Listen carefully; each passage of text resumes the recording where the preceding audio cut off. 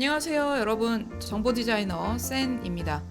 오늘은 여러분께 정보 디자이너가 무슨 일을 하는 사람인지 이야기해 보려 하는데요. 제가 지금까지 유튜브로 인사드리는 수가 꽤 되는데 정작 이 일에 대해서는 말씀드린 적이 없더라고요. 그 전에 데이터 시각화가 무엇인지부터 이야기를 좀 해보려고 해요. 우리가 생각하는 데이터는 실제로는 이렇게 떨어져 있는 점들이랑 같아요. 그냥 숫자로만 있으면 무슨 말인지 잘 모릅니다. 그래서 여기에 시각적인 요소를 더하는데요. 데이터의 수량 차이, 즉 높낮이의 차이가 있으면 그 사이에 막대를 이렇게 그려서 높낮이를 비교하게 만들고요. 데이터 사이에 시간의 흐름이 있다라고 하면 그 사이에 선을 그려서 이렇게 선의 흐름까지 보이게 하는 게 바로 데이터 시각화입니다. 간단하죠? 그럼 이 업을 하는데 중요한 질문을 한번 해볼까요? 자, 디자인 감각이 필요한가? 이건 제 경험과 연결시켜서 이야기를 좀 해봐야 될 것 같은데, 저는 2012년에 프레지하고 파워포인트로 강의를 시작했고요. 2020년에 데이터 시각화 공부를 시작하고 2024년에는 관련 분야로 책을 냈고요. 자, 2025년인 지금은 데이터 컨텐츠를 제작하고 있습니다. 왜 X와 Y라는 값을 입력하는지는 조금만 기다리시면 나옵니다. 그래서 현재는 일을 시작한 지 13년 차고요. 자, 이제 이걸 그래프로 그려볼게요. 감각보다는요, 모든 걸 그래프화 시킬 수 있는 광기는 필요합니다. 조금 더 잘 보일 수 있게 몇 가지를 수정해 볼까요? 자, 연차마다 중요한 시점에서 점을 찍고 그 점의 크기를 키우는 것 뿐입니다. 다들 진정하시고요.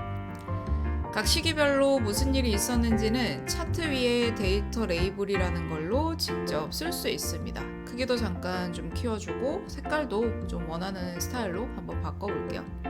자, 이때 디자인 감각이 있었는지 한번 살펴보도록 하겠습니다. 각자 이미지를 좀 가지고 와봤는데,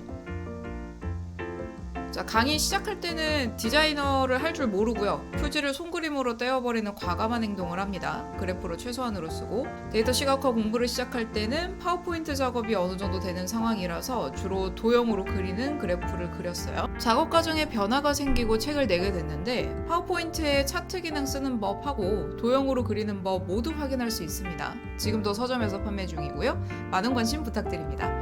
자, 그리고 현재 데이터 컨텐츠 만드는데 필수적인 그래프는 거의 다 엑셀로 그리고 있고요. 좀 더 많은 분들이 쓰시려면 이 방법이 좀 나은 것 같다라는 생각이에요. 자, 이제 다음으로 넘어가 볼까요? 그럼 정보 디자이너는 어떤 일을 할까요? 여기서는 비율을 나눠서 설명을 드립니다. 제 일의 하나, 둘, 셋, 넷, 70% 정도 차지하는 일을 좀 소개할 건데, 그래프 디자인을 변경하고 그래프의 유형도 추천하는 일입니다. 이 스킬로 강의도 하고 외주도 받고 그렇습니다. 두 번째는 콘텐츠 제작인데요. 이 일은 전체의 20% 정도 돼요. 그래서 한 20% 정도 차이 나게 색상을 좀 채워주고, 그리고 마지막 10%는 그래프 템플릿을 만들고 있습니다. 자, 첫 번째 일에 대해 설명을 좀 해보면, 여기 우리가 일반적인 공공 데이터나 보고서에서 보는 데이터가 있다고 합시다. 여러분이 이 데이터로 그래프를 만들되 철도 운송 부분을 강조해야 한다면 어떻게 할까요? 우선 가장 많이 할 만한 그래프 작업을 볼게요. 대부분 데이터 범위를 지정하고 엑셀의 차트 기능을 이용해서 그래프를 그리죠. 내용이 많으니까 일단 많이 보던 누적 막대 차트를 넣어 볼게요. 제목도 적당한 걸로 입력해 보고요. 이 그래프에선 사실 철도 운송을 강조할 만한 방법이 별로 없습니다. 해도 색상 변경 정도일까요? 애초에 수량이 적으니까요. 이럴 때 정보 디자이너는 데이터 수정부터 시작합니다. 그래프를 그린다고 해서 데이터를 안 건드리는 건 아니에요. 현재 값에서 이전 값을 뺀 후에 이전 값으로 나누면 증감률이라는 게 나오거든요. 이러면 데이터가 좀 더 다이나믹해지죠. 철도 운송 데이터 기반으로 전년도랑 비교하는 거기 때문에 이렇게 데이터를 수정하고 나서 적절한 그래프를 변경합니다. 포인트는 시간의 흐름에 따라 변하는 데이터에 철도 운송을 강조하는 그래프가 필요한 거죠. 꺾은 선 그래프가 이때는 굉장히 큰 도움이 됩니다. 데이터 레이블이 너무 길어서 백분율, 그러니까 퍼센테이지로 변경해 주고요.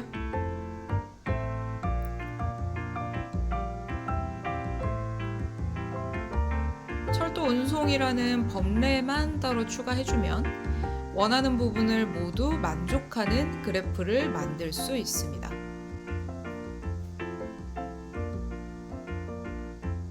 이번엔 데이터 컨텐츠 부분을 볼까요? 20%를 차지하는 것 치곤 작업 시간이 꽤 걸리는 작업들입니다. 여기에서는 어떤 데이터로 컨텐츠를 만드는지 볼게요. 첫 번째로 공공 데이터를 들 수 있는데요. 현재 기준으로 정보기관 수만큼 공공 데이터 사이트가 만들어져 있는 것 같아요. 두 번째는 뉴스레터를 통한 질문으로도 데이터 컨텐츠를 만듭니다. 뉴스레터 구독자분들도 절찬리에 모집 중입니다. 댓글에 링크를 확인해 주세요. 그 다음엔 책도 있고 보고서도 있습니다. 이 기준으로 제가 지금까지 브런치에 올렸던 글들을 구분해 봤는데요. 일단은 100개 가까이만 정리해 봤습니다. 그동안 쓴 컨텐츠들이 꽤 많더라고요. 이 글들에 또 광기를 부려보겠습니다.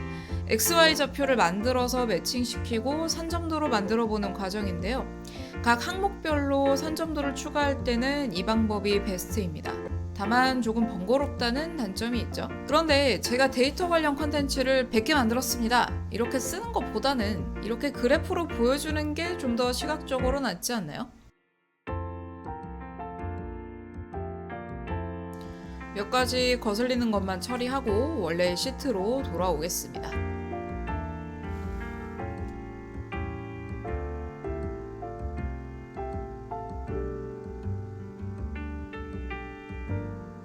기본 시트에 얹어서 한번 볼게요. 이 점 하나가 제가 만든 컨텐츠 하나라고 보시면 됩니다. 이걸로 강의도 하고 유튜브도 만들고 뉴스레터도 써요.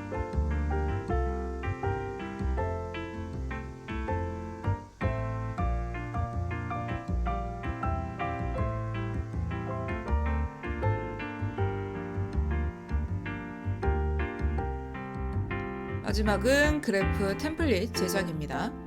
외부 요청에 의해서 만들기도 하고 제가 만들어서 배포하고 있기도 해요. 뉴스레터로 따로 신청도 받으니까요. 궁금하신 분들은 뉴스레터로 들려주시면 감사하겠습니다.